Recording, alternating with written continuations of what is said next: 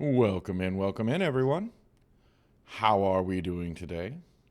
I actually found some goofy stuff to talk about today rather than, absolutely depressing crap.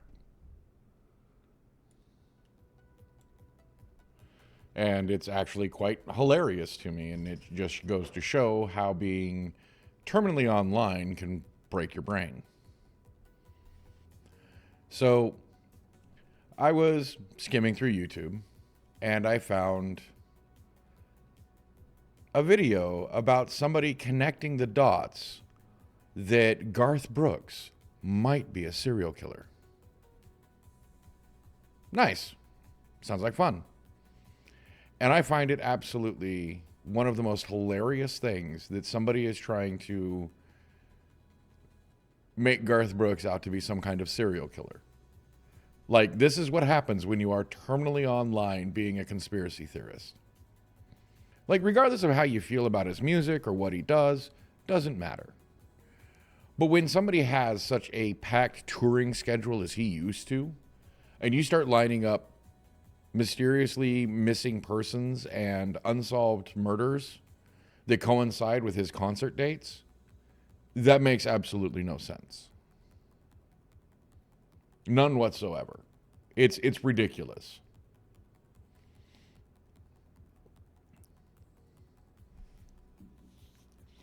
Like, so if you really want to crunch the numbers and like really understand how this would work, is that you have a pack of people that are strange to town come in for a concert. And I can't really like state numbers, but I'm going to say that the tourism takes a spike when a concert comes into town. Even if it's just a few hundred people. Because, stadiums can handle several thousand in some places.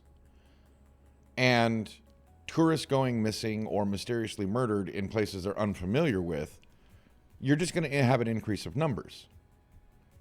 Like, are you going to lay every single one at his feet? Like, what, after the concert? And if you ever watched Garth Brooks in concert, he's pretty active. And he's then going to go out after the concert or before the concert and just murk some people? No, it's ridiculous. And, that FBI, CIA, local police wouldn't connect the dots. That's ridiculous. I find this theory absolutely laughable. And I will entertain some tinfoil hat theories. But this one I can't entertain because just the numbers alone. Like, how many people is he supposed to have done this to in that time? Really? Like, this is what is so baffling to me. Like, absolutely just weird. Because people will pick the strangest thing and not realize that there's going to be a correlation. But a correlation does not equal causation. If I want to, run a friggin' red string through two events, I could connect so many different things because they're correlated.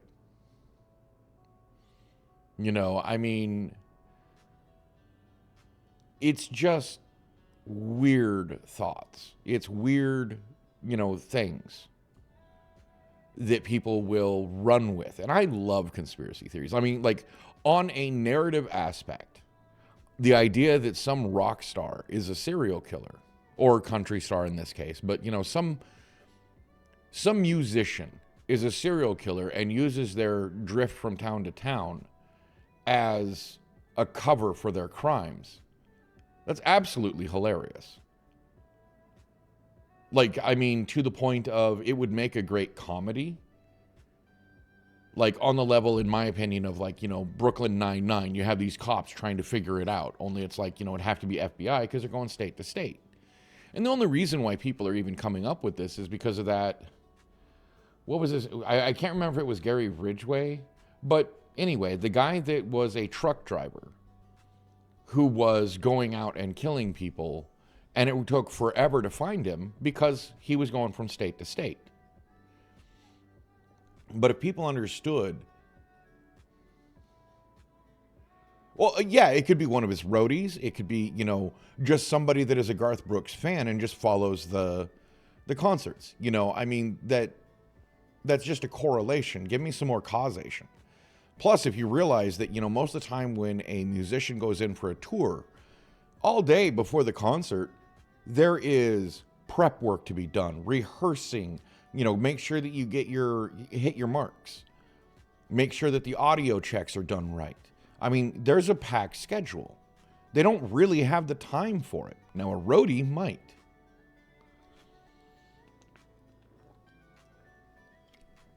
That's the hilarity there.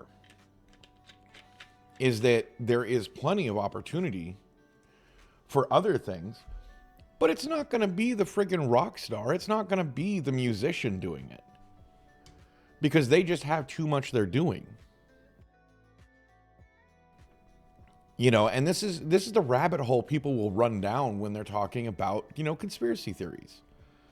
And like I said, I love them. I love talking about them. I love entertaining them. They're fun, but I don't take them seriously.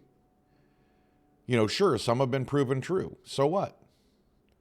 There's 10,000 others that were proven absolutely false. Or even maybe not proved true yet.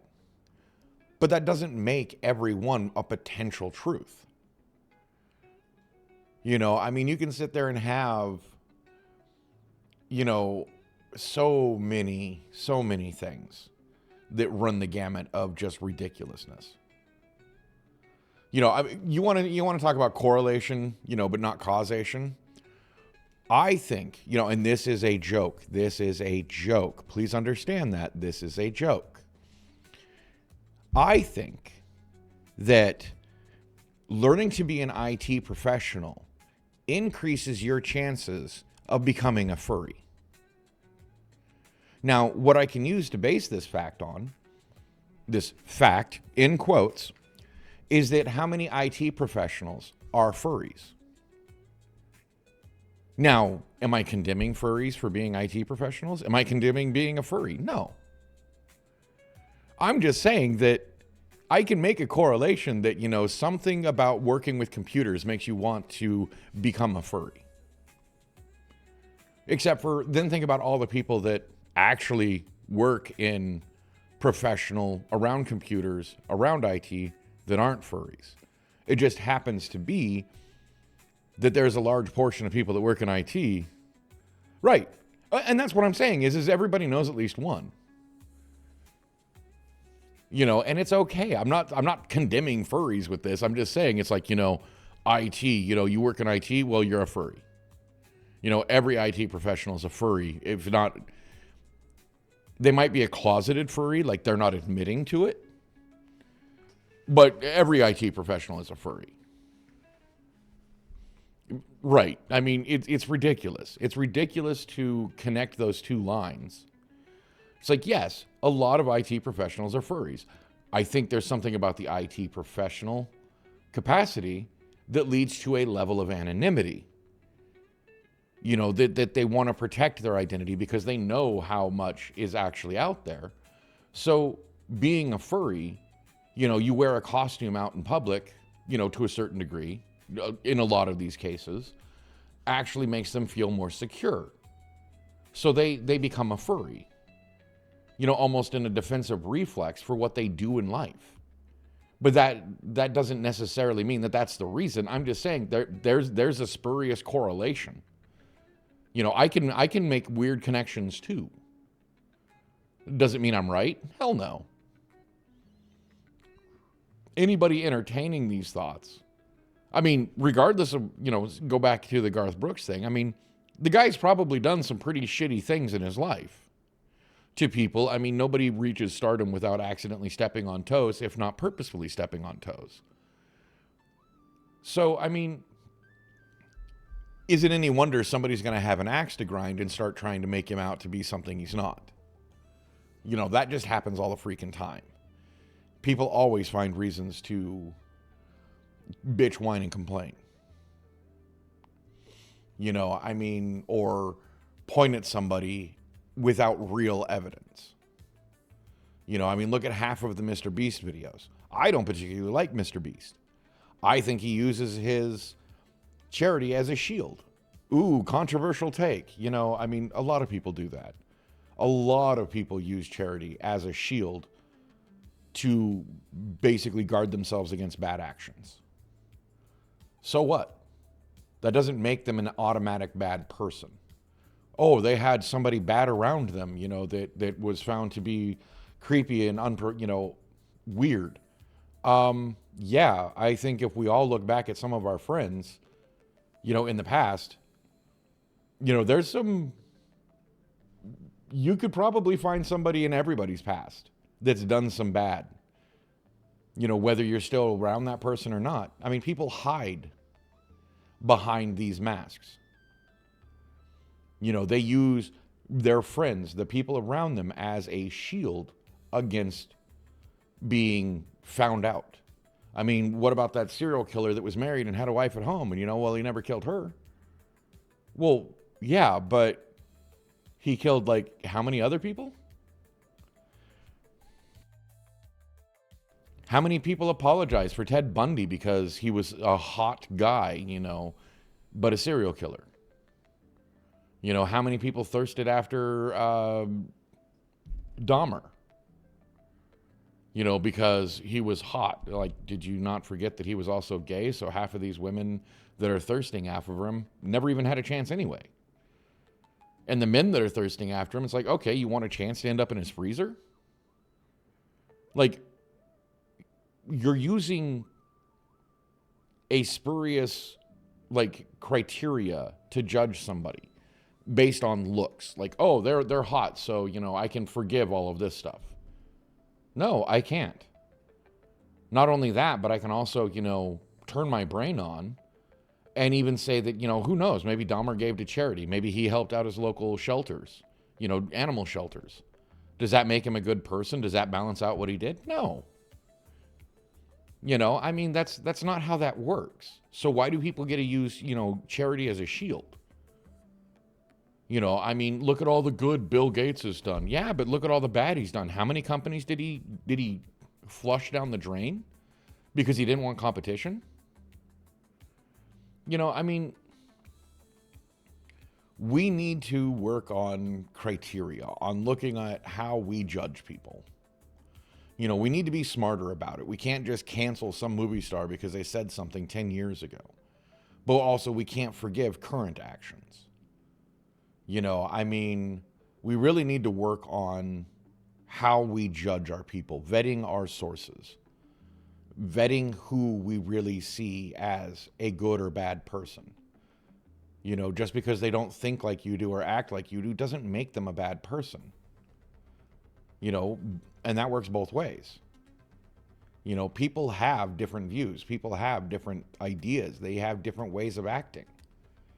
And that's okay. There's nothing wrong with being different than the next person. In fact, it's very good. That's real diversity. Not diversity based on, ticking a few boxes of, oh, what's their skin color? Oh, what's their, gender identity? What's their, marital status? What's their, are they gay or lesbian or not? That's not good criteria to base diversity on. It's not.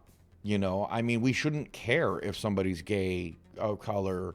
We shouldn't. That's not how it works. It should matter on who they are, how they act. Are they good enough for the job? That's all that matters. That really is all that matters. And I know some people would be like, oh, but that's meritocracy. Well, on a certain degree, sure. But if I can't judge you on how you act, and if I shouldn't judge you on how you look, what judgment is there left? If what you do doesn't matter, if who you are doesn't matter, how am I supposed to figure anything out? What criteria do we use at that point? So, I mean, I think personally, if you're going to judge somebody on something, it should be on their actions, on what they do.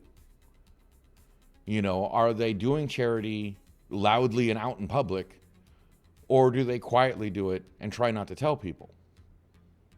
You know, and do their best to just remain anonymous in their charity works. Which one are you going to suggest is the more responsible one? Me, it's the one that does it quietly, because they're not doing it for the fame. They're doing it because they care. You know, you look at Keanu Reeves. Apparently, he's done so much for various different things, you know, from children's hospitals to cancer wards to this, to that. But you didn't know.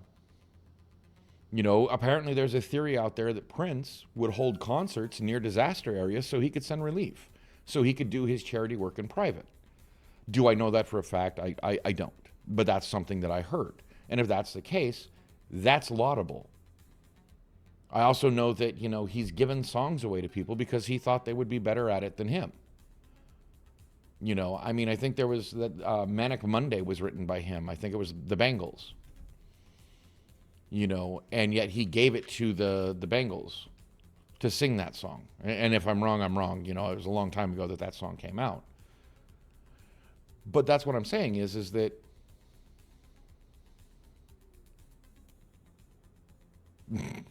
no, I did not say that.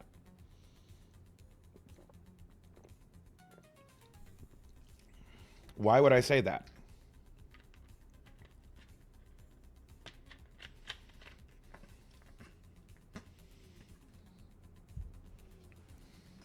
Like, that makes no sense. Why would I scare people? How would I make charity, you know, how would that even raise money for charity? Get paid by the beats per minute? I hope not. And what do you mean almost? Did you sneak out? Because that should be, you know, an arrestable offense. In my personal opinion. I just, you know what I mean, though? You know, it's like these weird conspiracy theories that people come up with, but yet they're not really pointing at the real people, the real things that are problematic. It's like, can you say that, you know, Mr. Beast does a lot for charity? Yeah. Can you say that maybe he should do a little more? Yeah. Are you right? Maybe. Maybe not. Maybe we only see the real public things he does and not the stuff he does quietly. Maybe the stuff he does that's really public is because he's trying to get more people aware of what's going on and trying to push this narrative to help other people understand to put these things forward. You know, for other people to help, because he can't fund everything himself. As rich as he is, he can't. But I will still go on record. I don't particularly like Mr. Beast. There's something about him that puts me off. I can't point to any reason why, but something about him just makes me feel icky. You know, I have no verification.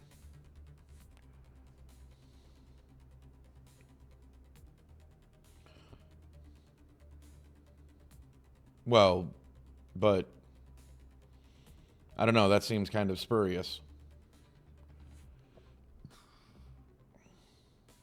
See, that's the problem is that, you know, okay, you're pointing out another problem. I know you're making a joke.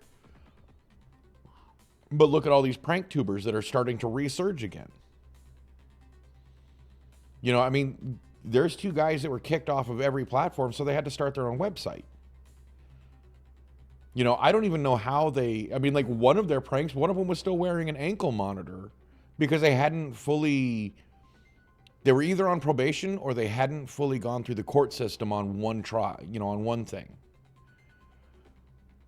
Like, I mean, prank tubers, you know, it's unfair to call them prank tubers, but, you know, prankster creators.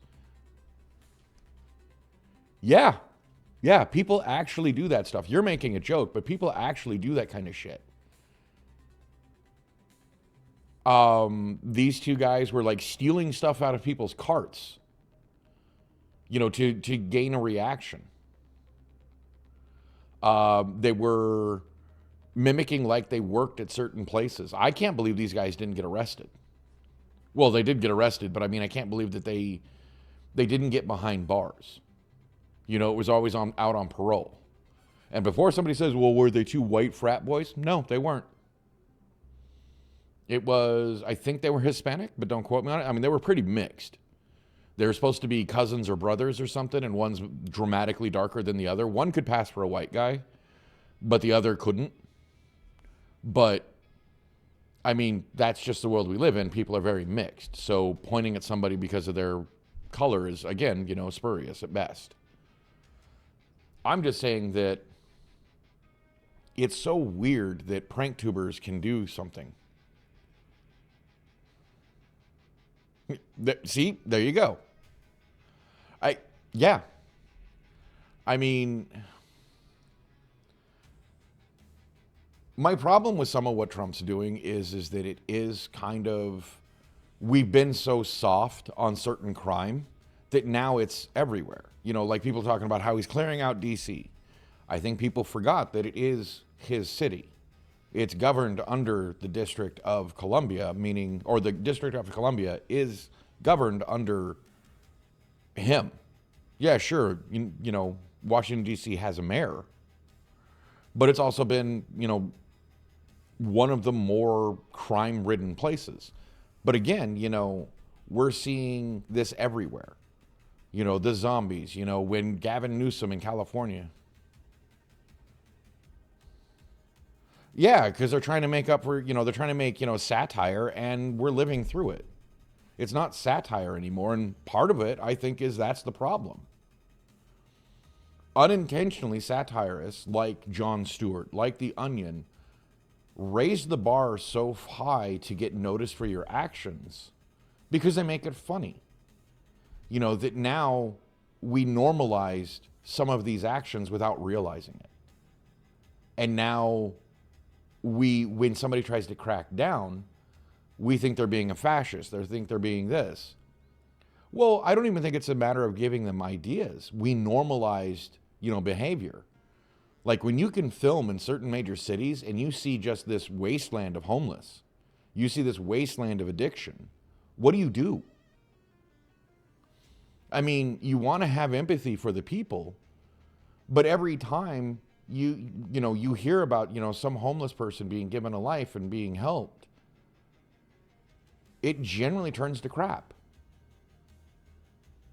You know, either the people pull out, like the people with the Kickstarter or GoFundMe that tried to help the homeless guy and then basically stole all the money from him because he couldn't be responsible for it. They didn't even give him the option.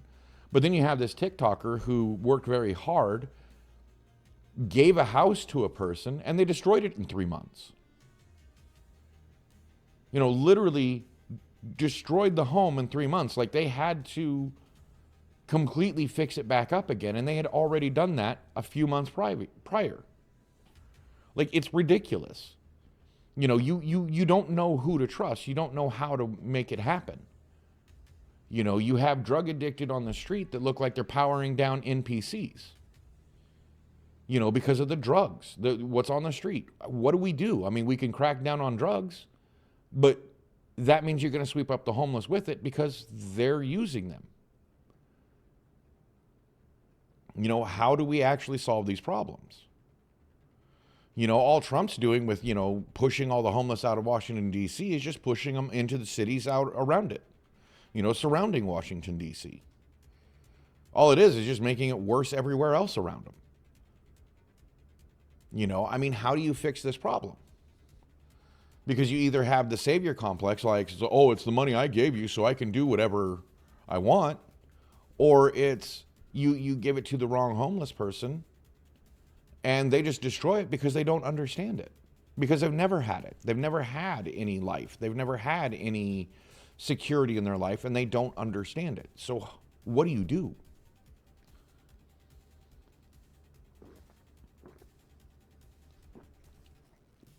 You know, I mean, when are we going to wake up the fact that the reason why the homeless population is increasing is a threefold problem?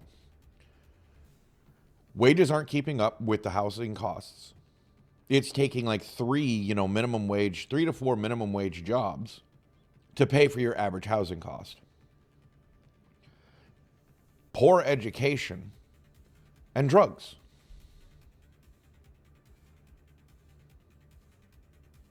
It's not just that. See, that's why the Republicans can sit there and point at people and say, "Oh, you just have TDS," because you're all trying to make this Trump's sole fault.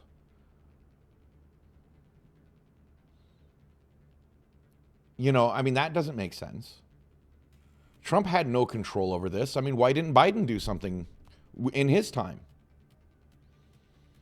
You know, if Trump cleaning up the city streets of Washington, D.C. the way he's doing it, I didn't see Biden trying to clean it up and do a better job of it. Did you?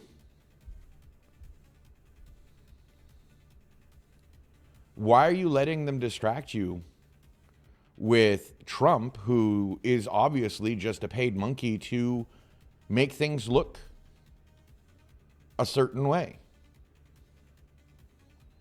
You know, Trump's not the problem. He's a symptom. You know, you can't just sit there and point to Trump and sit there and say he's the problem, that it's all his fault. No, the fault is that we got really soft on immigration. We got really soft on crime. We got really soft in all of these areas. And now it takes extreme measures to even make a dent in it. Am I saying that Trump's doing the right thing? Hell no. I'm not trying to defend Trump. I'm also just trying to say, let's keep our heads about it.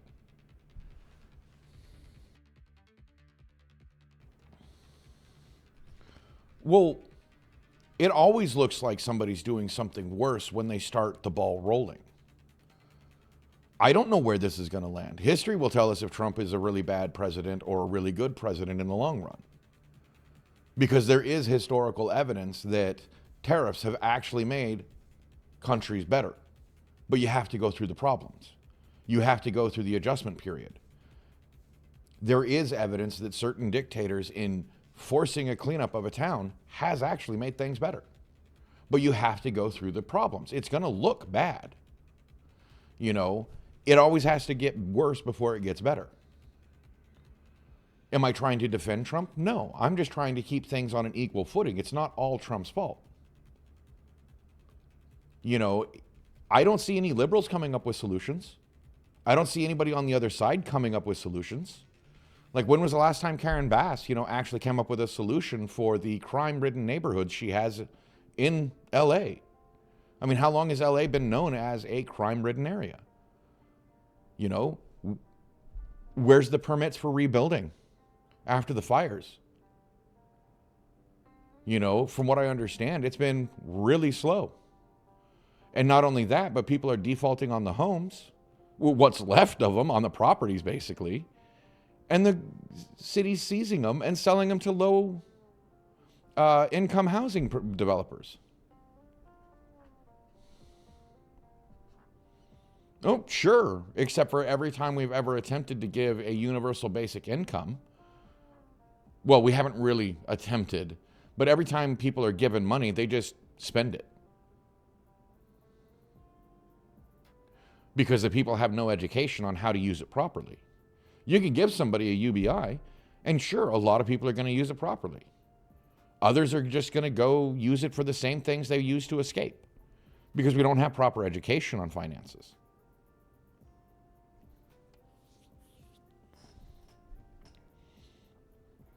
You know, and I will go on record right now. The way Trump did the tariffs was a stupid friggin' thing. Oh, sure, but who's going to teach them? Why would corporations agree to a financial literacy course?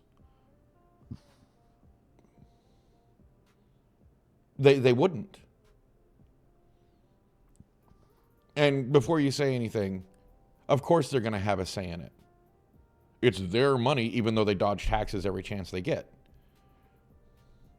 Financial literacy is actually bad for the economy.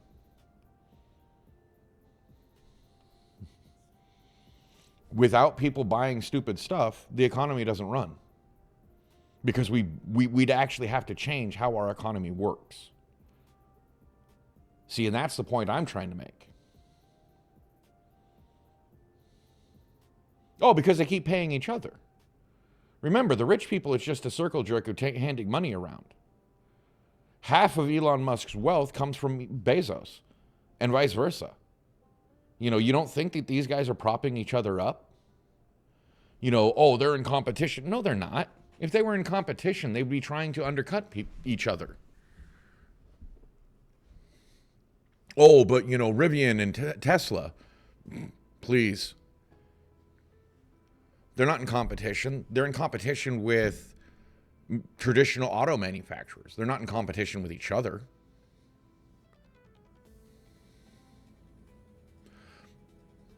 Eventually. But by then, they've made 10 times the amount that goes to somewhere else. You know, we keep looking at it that way, but it doesn't happen. You know, I mean, yeah, the money goes to advertisers. They pay advertisers to get more sales. Advertisers pay to go on TV shows or whatnot. You know, that money then gets filtered back into the products that are advertised. You know, it's a circle jerk of money at the higher levels.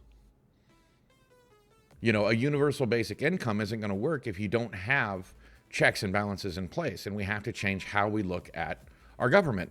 We have to take it back to normal capitalism. Normal capitalism is the only solution. Because you can't socialize it, because then it's just going to end up being rife with corruption like we already have. I mean, can you imagine if we implemented some kind of socialism or capitalism in today's day and age? With all the money people have? The rich would just get richer. Except for in overthrowing it all and starting from scratch, you would end up with a power vacuum.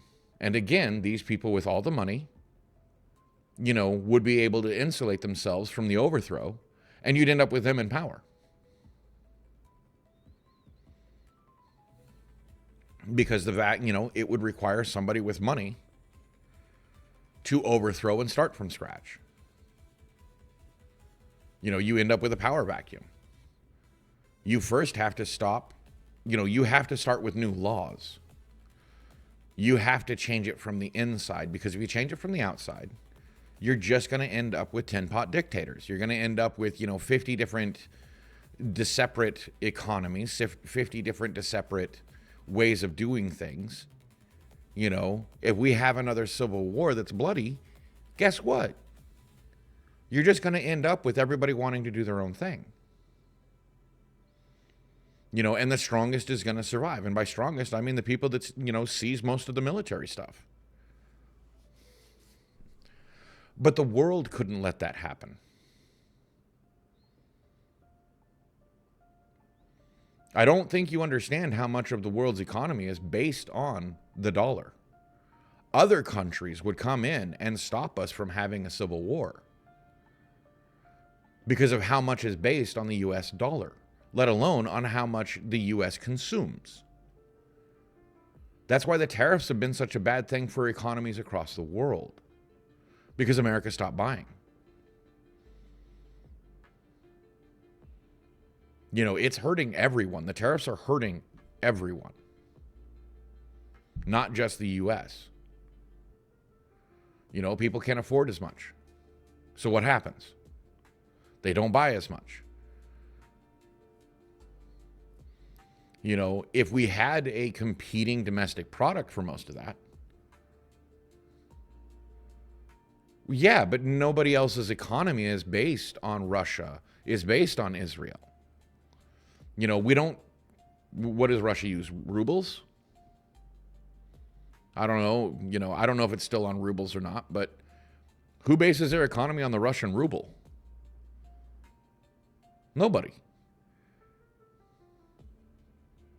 I mean, the only other monetary, there's other little bits, but even China bases most of their economy on the American dollar. It's in their best interest for us to bring inflation back down, to actually get on a better financial footing. It's in other countries' best footing, or best idea, for America to be back on a more stable footing.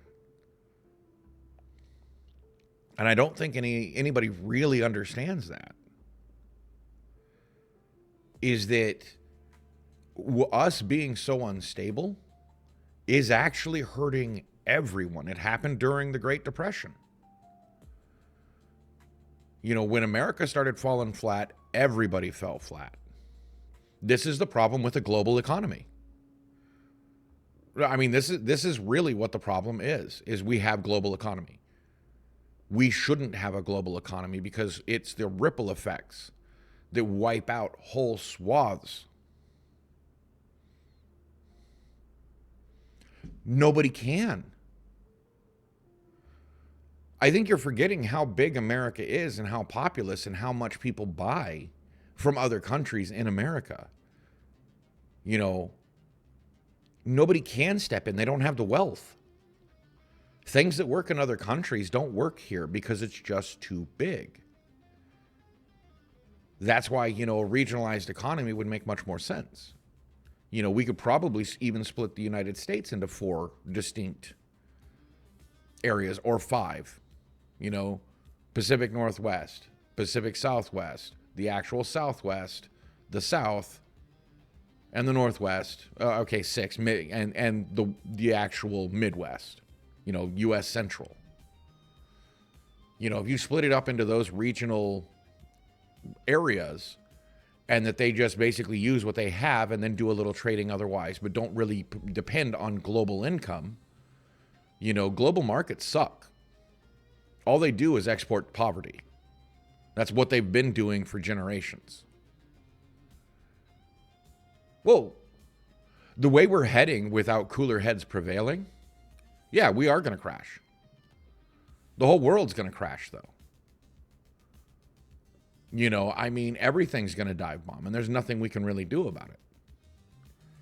As long as the people in power keep doing stupid things like Trump doing the tariff thing, and nobody's pushing back, not really.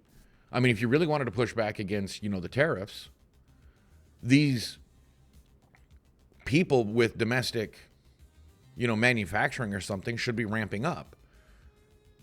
You know, they should be reactivating factories. They should be making factories. You know, start building at home so you can weather these storms. You know, I mean, that's really the only chance, is by regionalizing the economy. You know, you take care of home first before you can take care of anybody else. That's the best thing you can do, is practice a little bit of isolationism. I mean, that's where America was before we became the superpower. You know, World War I, we were isolationist. You know, we were trying to deal with things at home. We were trying to take care of it. We really didn't enter World War I until very late. Then we tried to do it again because of the Great Depression. We did some isolationism, and until we were attacked in Pearl Harbor, then we went back to war. You know, but it put us on a much better footing if we practiced more isolationism, take care of things at home. You know, in the 50s, you know, what I don't want to call it the golden age, but the financial golden age. The huge amount of manufacturing that was converted from war footing to back to civilian footing. The huge amount of jobs, you know, that came out of it. You know, I mean, Detroit, that city exploded after World War II. You know, all of our cities did. They had, the seeds were there. But all of the U.S.'s major cities post-World War II exploded. You know, we practiced manufacturing things at home. Canton, Ohio, the home of Hoover. You know, I mean, the Midwest used to be not only the breadbasket, but where everything was made. And it was distributed from, you know, between Detroit, Canton, Ohio, you know, the Midwest. Everything was made. You had major manufacturing because it was the easiest way to distribute it across the United States was from the Midwest. Why they're not reactivating these factories with all these tariffs, why they're not rebuilding them for modern stuff, is because corporations are more worried about their golden parachutes than the longevity of their own company. They're literally their paychecks, the CEO, the C-suite paychecks, the board of directors, their paychecks are what's cutting the throat of their own company. Because they're more worried about flash in the pan profits today than the longevity of their own company because they don't care. They're not going to be there in 5 years. It's not their problem. They don't have to look at beyond 5 years. People can sit there and talk about politics and whatnot, but it's really the corporations that run everything. The government runs so slow that that politics just can't keep ahead of what the corporations are doing. That all they're doing is reacting to what's happening. The tariffs are reacting to so much manufacturing being sent overseas that nobody has any jobs at home. Inflation is going skyrocketing because we keep paying them. Right.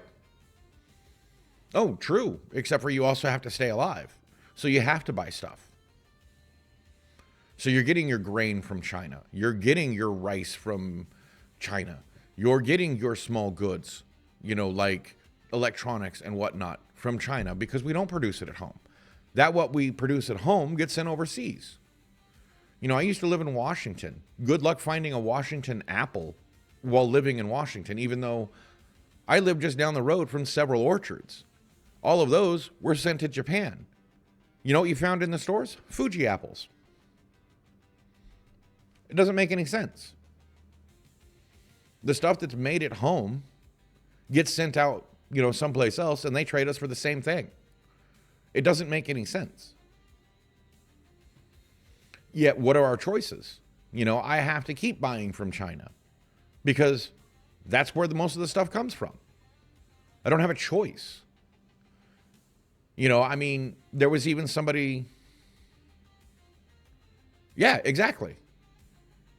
Exactly. This is how it works. That's why I don't like a global economy. All we're doing is exporting poverty.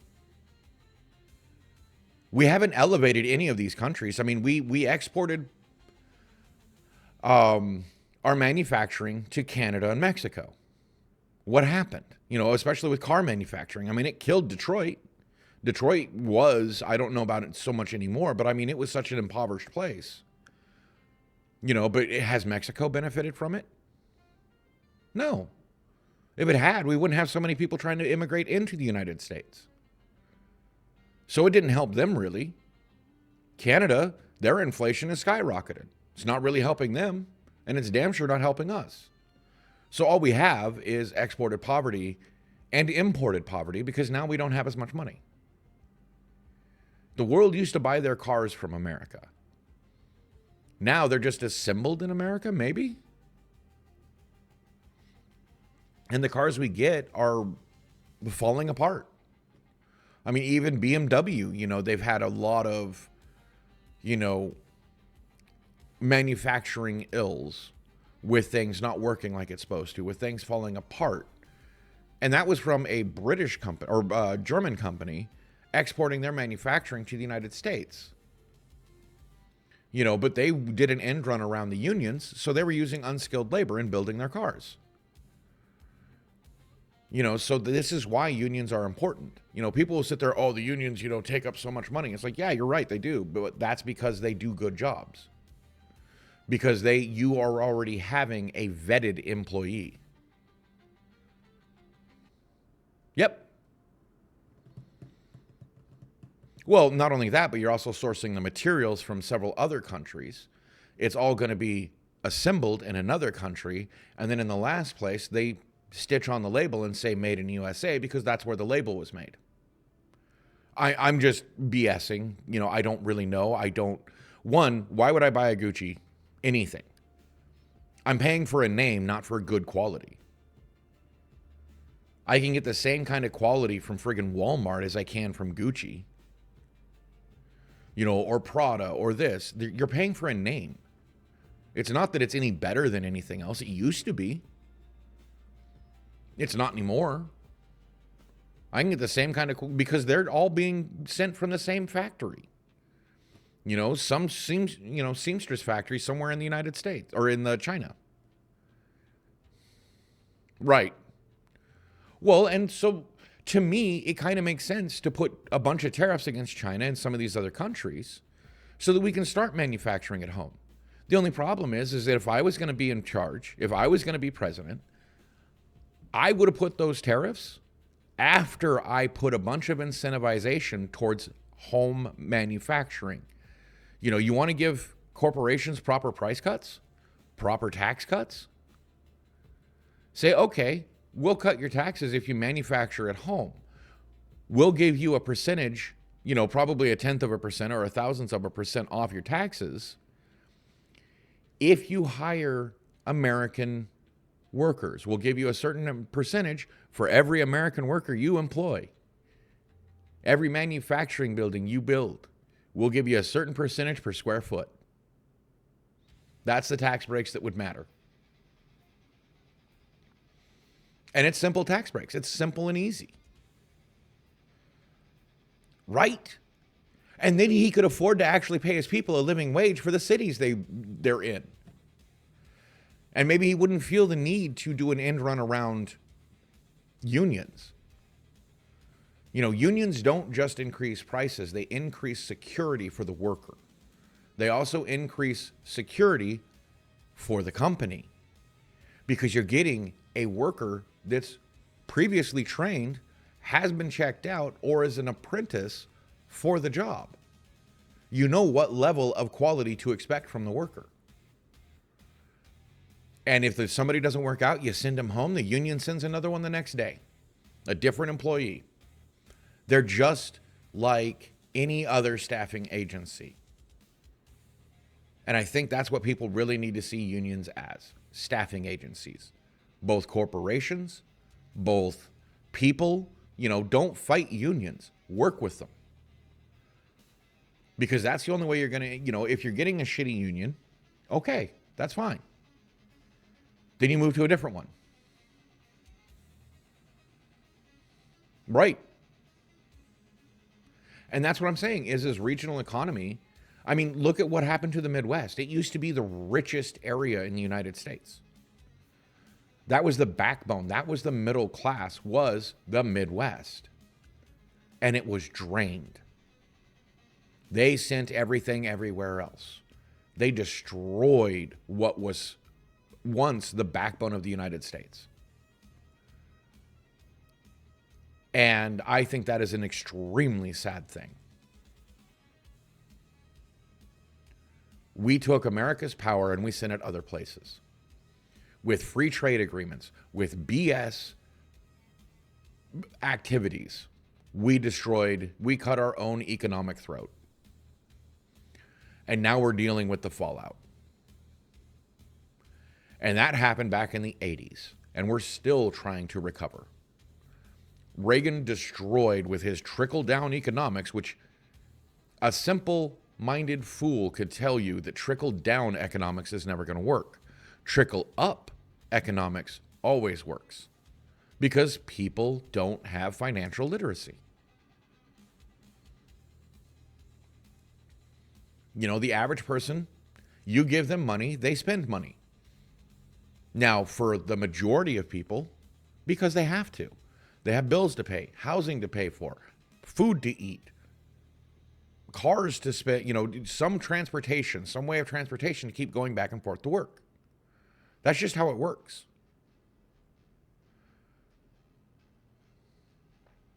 So, I mean, what do? You know, well, you put the money back into the pockets of the people that are going to spend it. You know, Obama made that mistake. He paid off the banks, but he didn't pay off the people. If he had given that same amount of money to the American people, the banks would have been saved.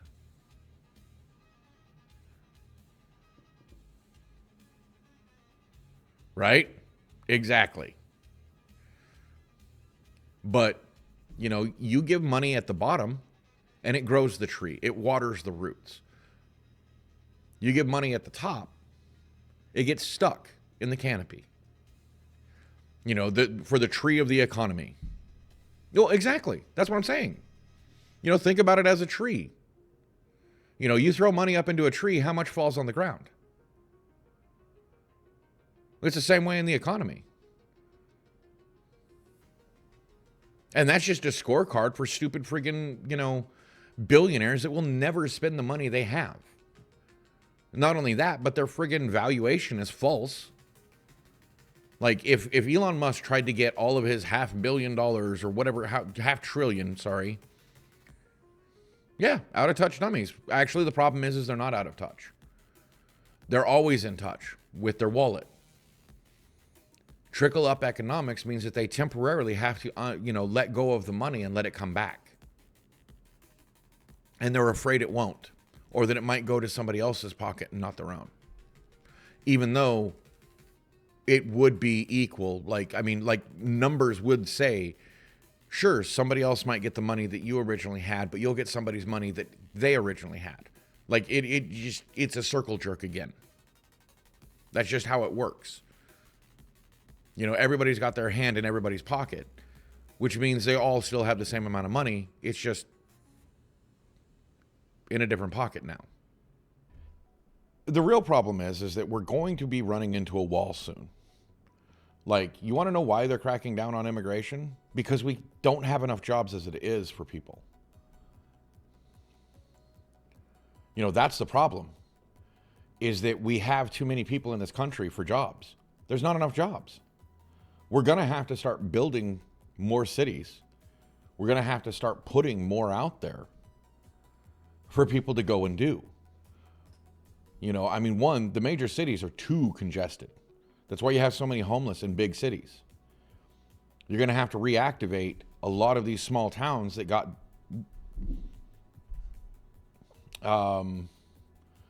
siphoned from. You have to start doing something like that. You have to start putting stuff out there for people to go and do. We're going to have a whole generation of college kids coming out here shortly with no jobs. Everything that they thought they were going to do, which was in computers, is being replaced by AI. There's certificates you can get in, prompting AI. If I remember correctly. I haven't looked into it. But the fact is that we're going to need to build more. We're going to have to distribute more people out there, which means we have to, spend more money on building housing. We're going to have to do it at the government level because corporations ain't doing it. BlackRock ain't going to do it. State Street ain't going to fucking do it. Vanguard ain't going to fucking do it. All they want to do is invest. But they're not willing to build.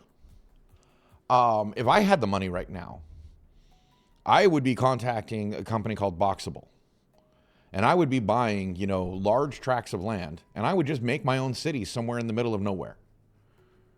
I would have some of the best internet I could. And I would try and do my best to bring back, jobs like tech jobs. Yeah, exactly.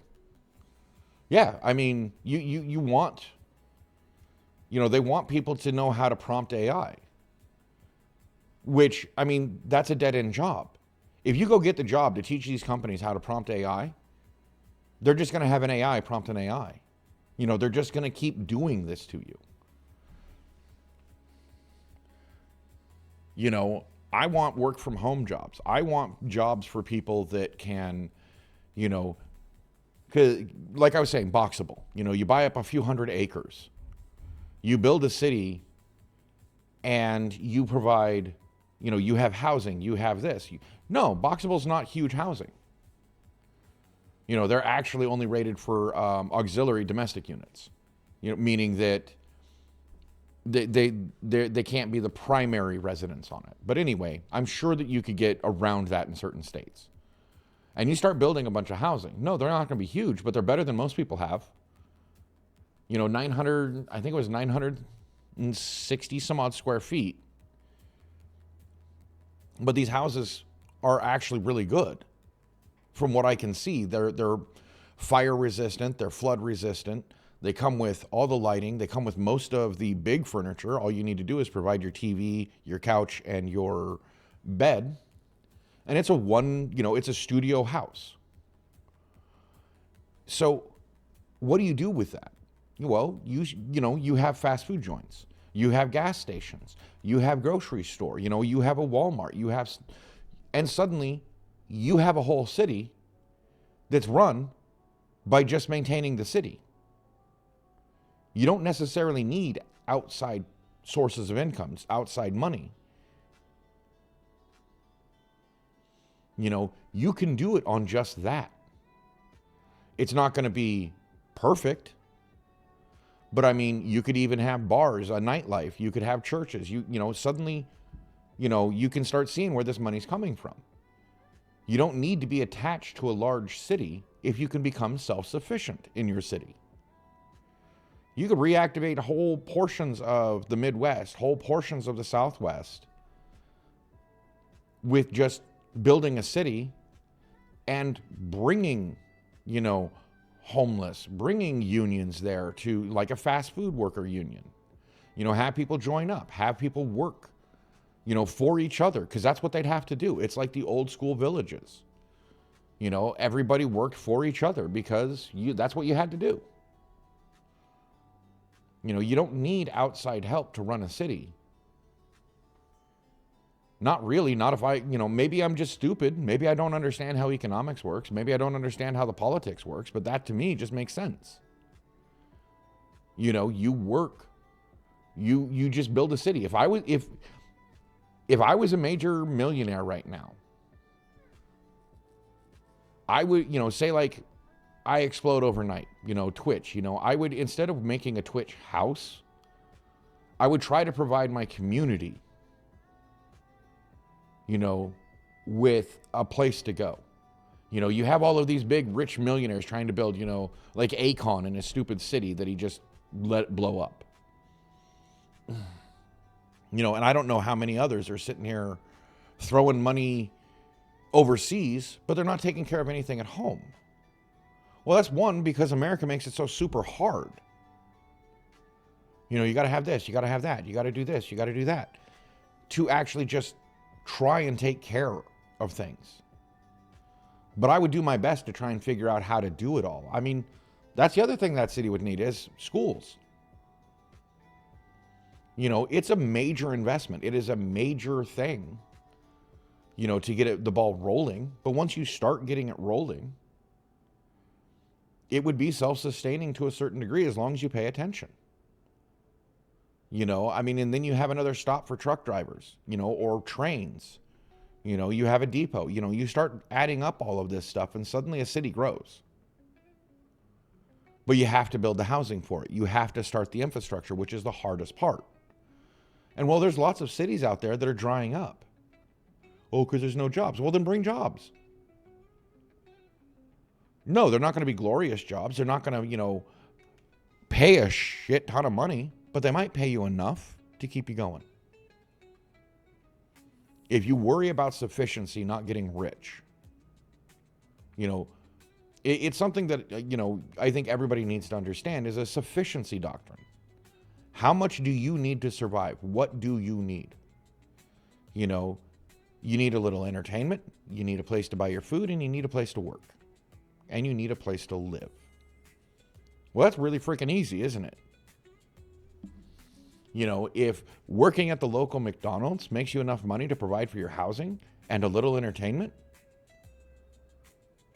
what's wrong? Who cares if, you know, other people look down at you because you look at McDonald's or work at McDonald's? 1 million Dora, huh? That's a lot of exploring. Not sure if there's enough.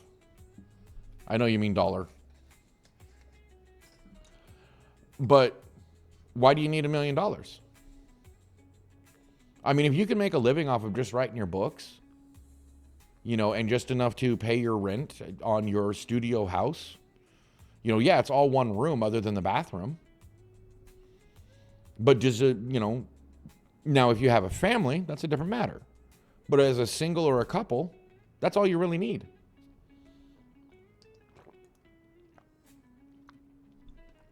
Well, then move out.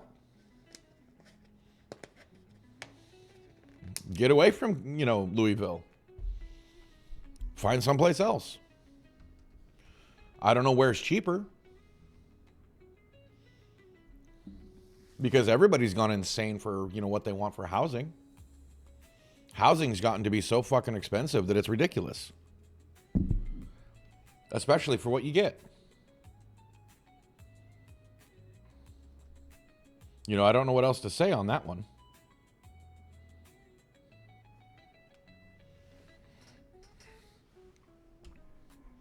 But to me, it's housing, housing is expensive. Moving is expensive. So don't get me wrong. I know moving out of, Louisville is going to be hard. You got to have enough money to move. And trust me, I know.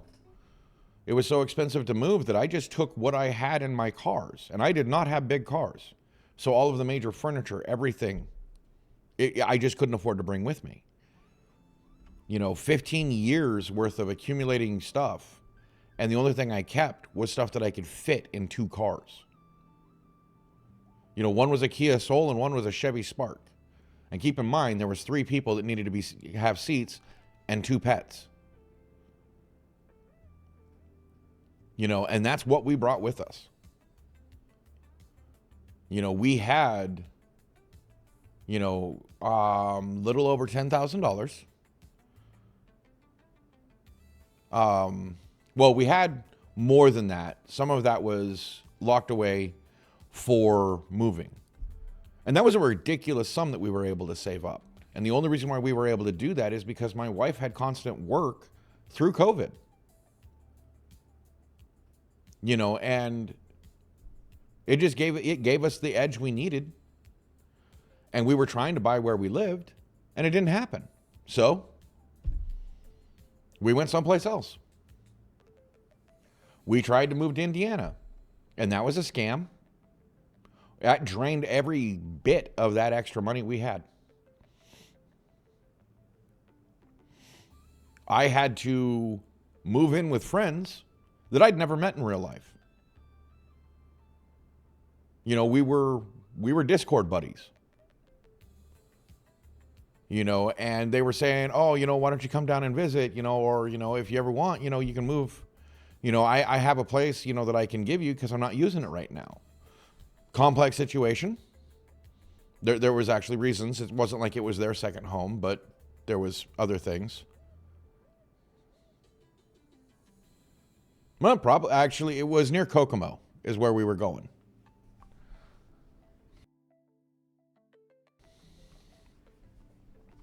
Kokomo, Indiana is where we were. We're trying. I think the place we were trying to buy was in Greentown.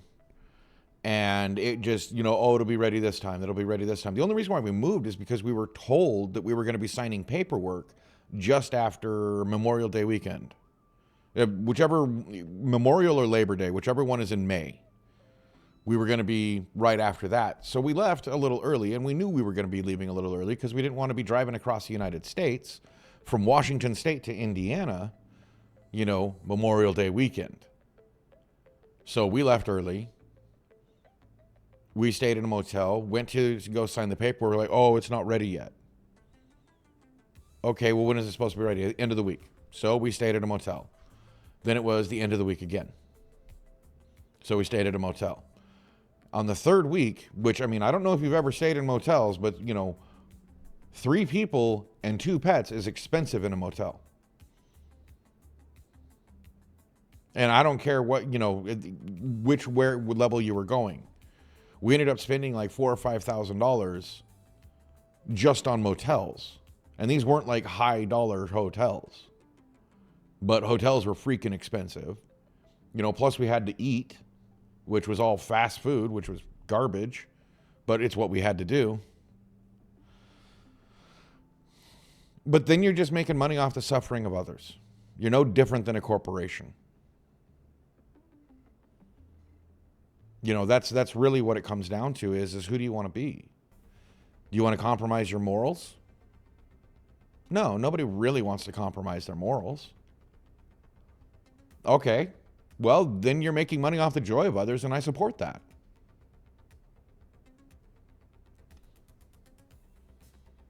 To be perfectly honest, you know that I'm an advocate for legalization of prostitution across the United States. Oh, but that'll increase sex trafficking. No, it won't. It literally will have the exact opposite effect. They tried to say the same thing about, legalizing marijuana. Oh, it's going to increase crime. Not really. In fact, it brought states a whole lot of money that doesn't seem to be filtering back down to people. And that's sad.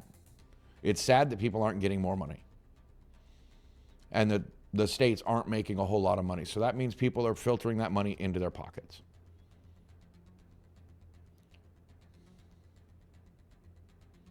Well, I don't know. Is it bad? Is it going bad for them? I don't think their crime rate has risen, has it? Well, everybody said they're not getting more money. Well, actually, since I don't really know what part of Europe you're in, you know, U.S. is pretty bad right now, too. It's hard to live.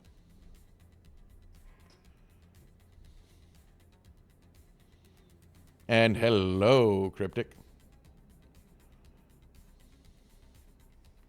Okay, well, yeah, see, it's going very well since they legalized it. If they legalized prostitution, it would probably do the same thing.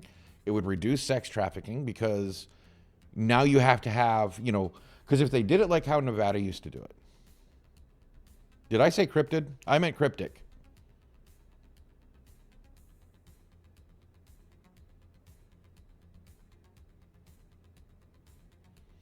CT knew who I meant. Sorry if I mispronounced.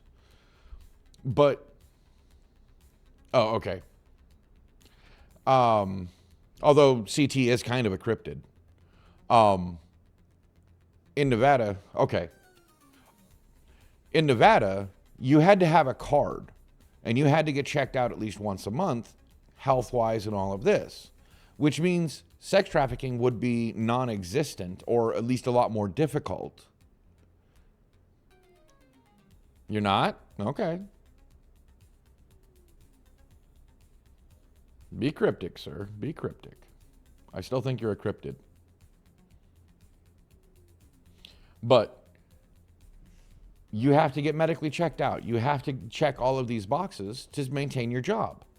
And see, that's also the difference is that it's a job. You have to pay in taxes. You have to do all of this.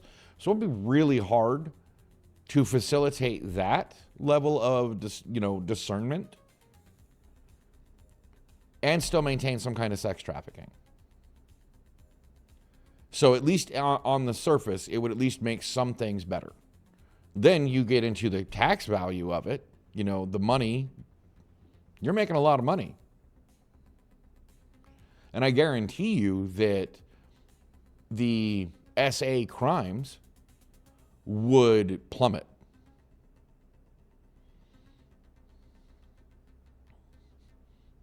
Now, I don't know exactly how it works.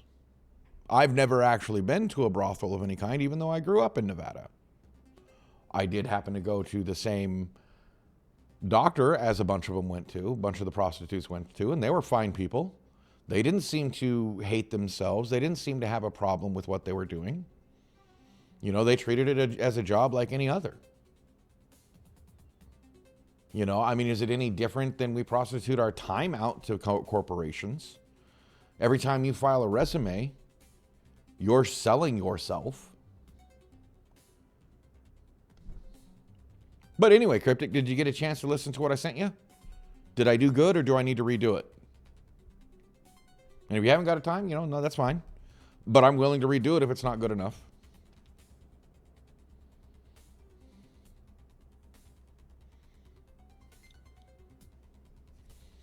Let me guess, he faded out. He's not talking to me anymore. He just popped in, said hi, and left.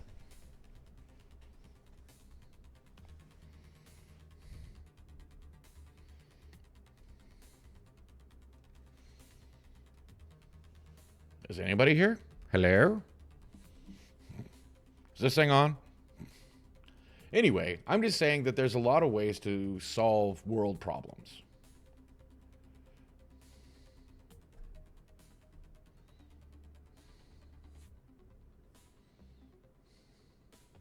Yeah, it's not that bad at all. So it is bad, but just not that bad. So you want me to redo it?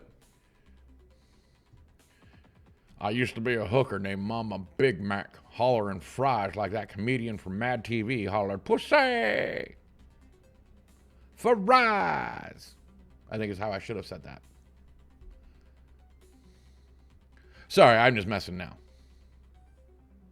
And no, Cryptic, I'm not being that, down on myself. But I am willing to redo it if it's not good enough. I've never done it before. Okay. I didn't realize I had that much background noise. I apologize. Okay.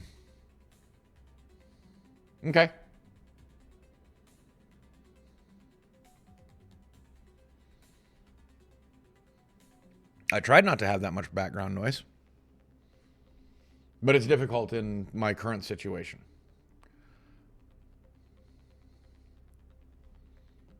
I don't know. A lot of things I need to fix. A lot of things I need, to try and work better at.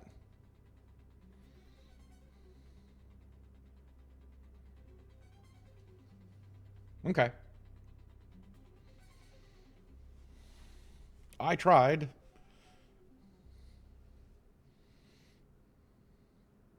But I also, well, maybe there's some things I can do. Maybe.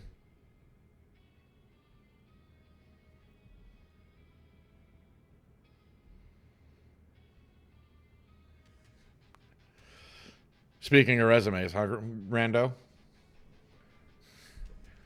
But yeah, I mean that's the point is. Oh yeah, then no problem. I will do that. That would be easy.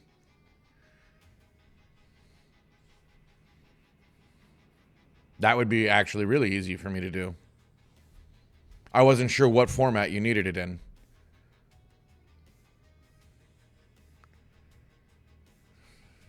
Ha.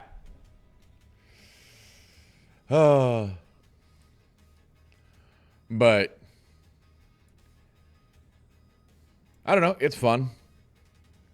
It's fun thinking about these things because I think a lot of people don't understand just how, it works. Like if you legalize certain kinds of crime, you take out the illicit nature of it. You take out the reason for people to participate in it because it's no longer illicit. It's no longer scary. It's no longer this, that, and the other thing.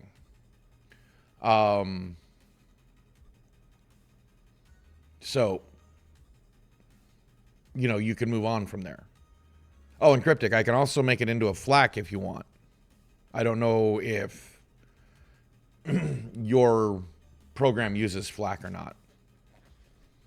But I mean, Wave's easy, MP3's easy. But I'll get that to you after this.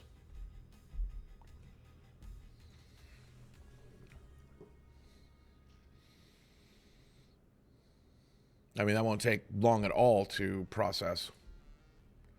It'll probably actually be quicker than the last time. Okay.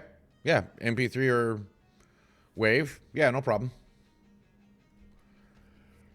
I just wish a lot more people understood that it's not just about dollar bills because you have to make something that's sustainable. You have to make it better for all or else you lose, you make it worse for all.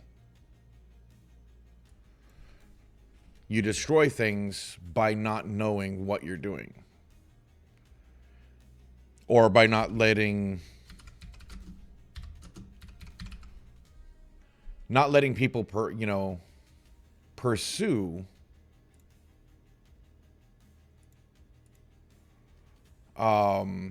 what they shouldn't, what would be best.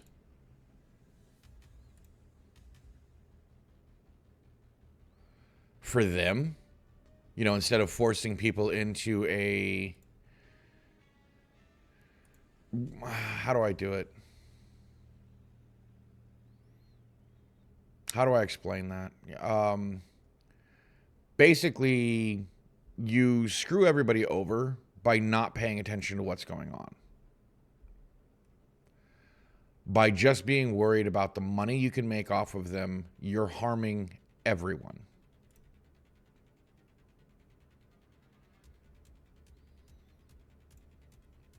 Even yourself. Like you're just losing.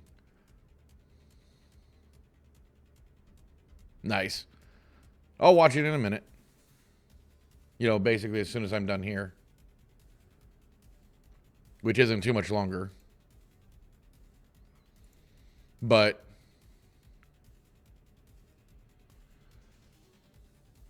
let's see if that works better. Render this one. But, if I had the ability, I'd start my own little city. And I would just do what I could.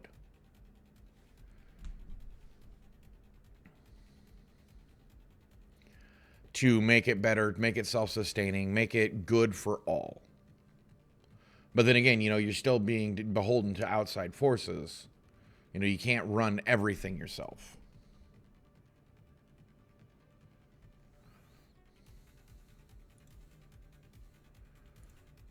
If that makes sense.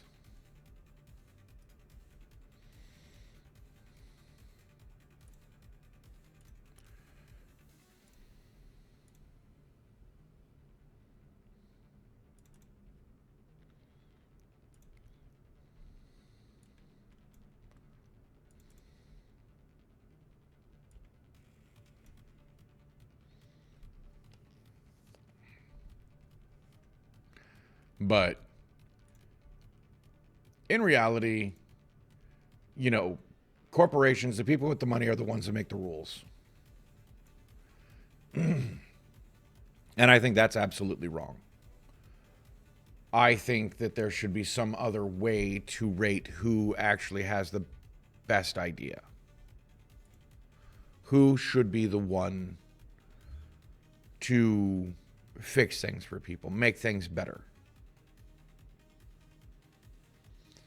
And I don't know who that would be, like what kind of person it would take.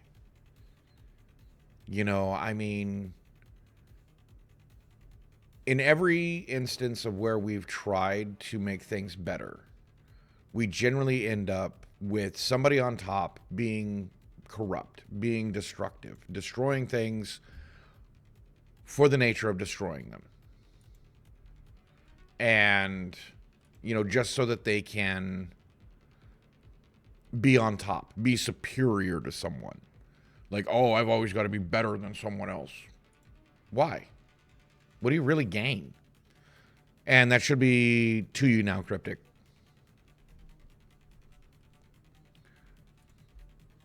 It doesn't take long for my computer to process. So I just redid the audio, or redid in a WAV file. Because I think that's the one that's giving more of you the raw data so you can mess with it better. I think. Just letting you know.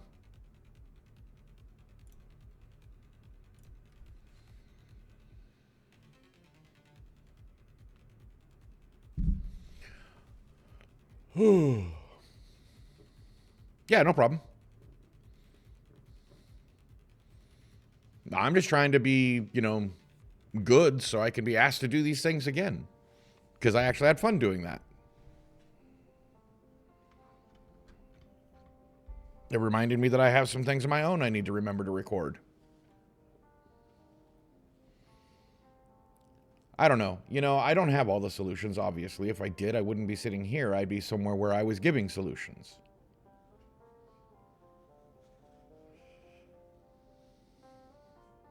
Oh, he was talking about the video he sent me called the Ho Resume.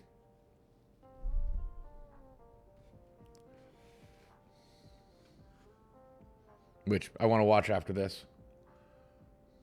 I don't know. I just want to make things better for people. I know that sounds like, oh yeah, I just want to make things better for everybody. It's like I'm going for some kind of popularity contest. But no, it really is. I mean, why shouldn't we want things better for everyone? If things are better, it means I'm more secure. It is ultimately selfish. If things are better for everyone, nobody wants to come and steal from my house. Nobody feels inferior that they have to try and, break somebody else down to become, feel superior. If things are relatively equal, Nobody has to have more than somebody else. Yeah, no problem. Cool. I think the best thing to do for people is to give them the best education you can. You know, like Rando and I were talking about earlier about financial literacy. People don't know how to make, how to use their money that they have right now. I mean, most people don't get it, but, your entertainment budget should only be about 10 to 15% of your finances. That's including your Netflix. That's including your nights out. That's including, if you're spending more than 10 to 15%, you're spending too much money on your entertainment. You have to make choices. If your bills are more than 60% of your monthly income, you're spending too much for what you make. Or vice versa, you're not making enough for what you need.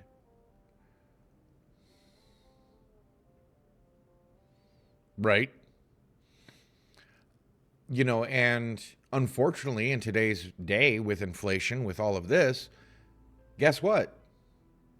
You don't really have the ability to control that as well as you used to. Housing, used to be what? 1/4? How did that work out? How did the math?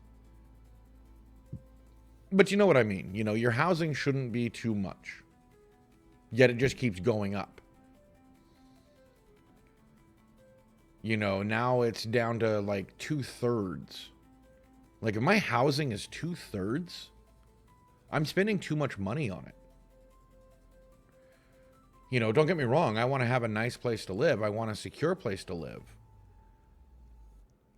But I also want to be able to live, I want to be able to have that 10 to 15% entertainment budget.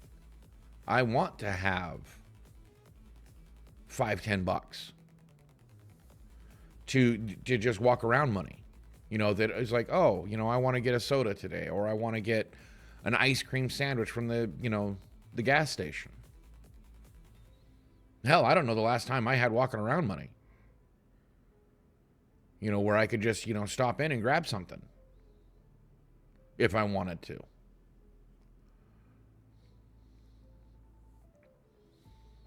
I don't know. I mean, I don't really know what more I can say about this stuff and what it means. How to make things better. I know that if we focus on the current political people, we're going to shoot ourselves in the foot because they're just symptoms. They're symptoms of the bigger problem. They're giving you a rodeo clown to point at so you can, gore your horns at them. When in reality, the real problem is that you're in the pen to begin with. That you're hemmed in on all sides with fences, to use rodeo terminology. I mean, you're the bull and political pundits are just rodeo clowns. They're just trying to distract you from the real problem. And we need to wake up to that. We need to understand that all of this conversation on woke, DEI, racism, gender equality, gender inequality, gender identity, gay and lesbian, your orientation, is all just distractions. Because all we really need is just a little security to live in. A safe place to call home. An education on how to make it stay our home, rather than constantly losing little bit by little bit ground to inflation, to price hikes, to this, to that. Because that's really what's happening, is we're losing ground. Every year over year, we're losing ground. The cost of things are actually going faster than inflation because these companies use inflation as an excuse to inflate prices. But ultimately, it's actually just not, inflation goes up 3%. They increase prices 3.5 to 4%. You know, oh, prices are going to go up 10%, you know, and when they announce that the prices are going to go up 10%, companies are already increasing prices 10%. And then when the effect goes into place, they put another 10% on top. You know, you're losing ground every time. You know, there has to be, like Rando said, caps on prices. You know, things can't fluctuate beyond a certain level. You have to tie your prices to inflation rather than letting them just spend money willy-nilly because they keep taking out your options. We don't have a free market enterprise anymore. The market isn't free. It's very, very much controlled. And with that controlled market, we keep losing ground. That controlled market is harming us. And it's harming the companies because now there's not as much competition. Because every time a competitor possibly rises, they get bought out. Look at the Paramount Skydance merger. Look at how many companies are underneath, you know, Disney's belt. You know, we're losing ground on even having options on where to go, what to do, who to pay our money to. You know, this should be illegal, but it's not. We need to put more, you know, more rules in place. We need things to get better. And it's not. We're losing ground, and we really need to figure out who to put in power to fix that, to, you know, go against that. But I think I am going to call it a little early because I'm just running out of things to talk about. I will see you guys again tonight at 9. I'll be finishing Kiosk. So you all have a wonderful afternoon, and I'll see you then.